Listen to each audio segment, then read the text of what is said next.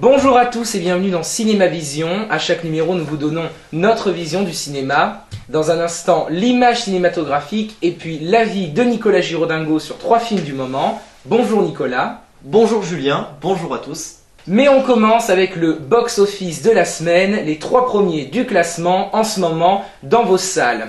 Alors en première place, The Artist, réalisé par Michel Hazanavicius, avec dans le rôle principal Jean Dujardin. Film muet et en noir et blanc, chef-d'œuvre pour les uns, réchauffé et déjà vu pour les autres. Il occupe en tout cas la première place avec 443 269 entrées. En deuxième position, Un monstre à Paris, film d'animation racontant l'histoire d'un monstre qui sème la panique à Paris avec les voix de Vanessa Paradis, de Mathieu Chédid et de Gad Elmaleh entre autres. Réalisation d'Éric Bergeron, il totalise cette semaine 330 502 entrées. Et puis en troisième position, Drive, avec 308 980 entrées. Troisième marche du podium donc pour ce film d'action, 5 fois nominé à Cannes cette année, où Ryan Gosling interprète The Driver, un homme solitaire étant cascadeur le jour et truand la nuit. Kid's amazing. So I hire him on the spot. Boom. At about half the wages I normally pay. He didn't blink an eye. Hey, kid, come over here for a second, will you? And I have been exploiting him ever since. Shh, don't tell him. Look, looks like we have a bigger problem than I thought. We're gonna have to keep the car here for a few days. So I offered your services to take Benicio and Irene home. That be okay? Yeah, sure. Yeah. I don't have wheels in my car. Okay. That's one thing you should know about me. We'll put the tires on. You got 5 minutes? Yeah.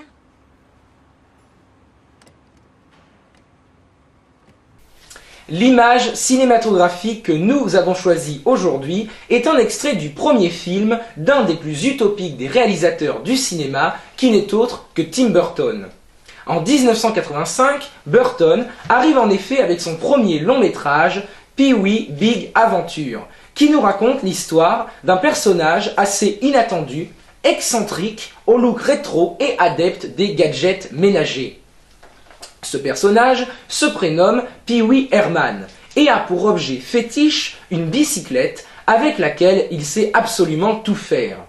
Seulement voilà, un beau jour, il se fait voler son vélo et c'est là où c'est le drame.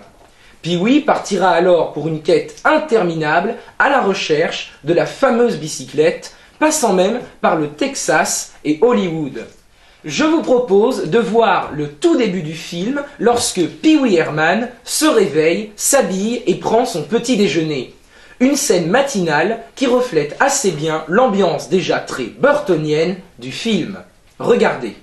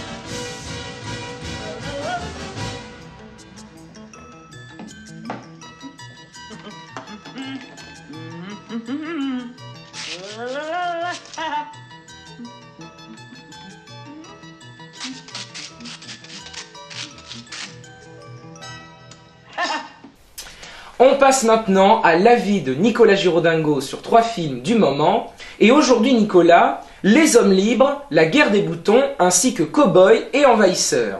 Tout à fait, commençons tout de suite avec Les Hommes Libres de Ismaël Ferrouki. L'histoire se déroule en 1942. Younes, un immigré algérien, sera arrêté par la police et acceptera d'espionner la mosquée de Paris. En effet, son recteur, Kadour Ben Gabrit, est suspecté de délivrer de faux papiers aux juifs et aux résistants. Il se liera d'amitié avec le chanteur Selim Halali et décidera de mettre fin à sa collaboration avec les policiers et s'engagera pour la liberté. Mon avis. Historiquement parlant, ce film retrace de manière tout à fait convenable la situation politique et morale de la France durant la Seconde Guerre mondiale. Scénario parfaitement rodé, on regrette cependant parfois la longueur, voire la lenteur de certaines scènes. On ira tout de même voir Les Hommes Libres pour l'interprétation parfaite de Michael Lonsdale, aussi bon en recteur de mosquée que Tahar Rahim en immigré farouchement résolu. En conclusion, un film à certains moments lassant, mais le plus souvent excellent. Notre note, 3H, et ce pour une reconstitution réaliste et très bien jouée.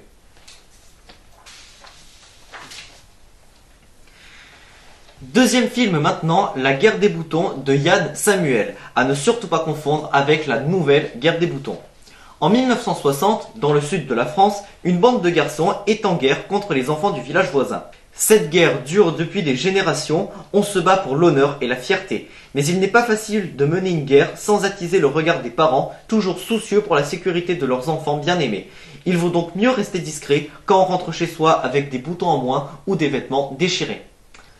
Mon avis. Un peu plus de 40 ans après Yves Robert, Yann Samuel se prête donc à l'exercice du remake plus ou moins bien réalisé de La Guerre des Boutons. Cette nouvelle version s'est à la fois inspirée de la première à travers les écoliers d'antan, mais également à travers la mise en scène de base exposant une guerre entre des enfants de 2 villages voisins. De plus, l'apparition d'un personnage fille, ou bien encore la petite guéguerre que mènent les instituteurs interprétés par Alain Chabat et Eric Elmoznino, nous amène à penser que ce film est une véritable réussite. On regrette cependant l'absence d'action à plusieurs moments du film et on aurait voulu que l'aventure prenne un peu plus le dessus sur la comédie. Notre note, 2H. Pour finir, Cowboy et Envahisseur de Jon Favreau. Nous sommes en 1873, un homme ayant perdu tout souvenir de sa vie passée se rend dans la ville d'Absolution, perdue dans le désert d'Arizona. Alors que cette ville est sous l'emprise du colonel Dolaride, ses habitants vont bientôt être confrontés à une menace extraterrestre bien plus redoutable encore. Mon avis. Comme tout bon blockbuster, Cowboy et Envahisseur est servi par une très large panoplie d'effets spéciaux en contrepartie d'un scénario décevant. Le film soulève beaucoup de questions sur le passé du personnage principal, mais n'en donne que des réponses superficielles, ce qui est frustrant pour le spectateur. En voyant ce film, nous sommes donc amenés à nous demander comment les films hollywoodiens peuvent aujourd'hui gouverner le monde du cinéma. Notre note 1H, car entre le western et la science-fiction, la mayonnaise ne prend pas. Eh bien, merci Nicolas. Voilà, c'est la fin de ce 5e numéro de Cinéma Vision. Vive le 7e art et à bientôt, j'espère.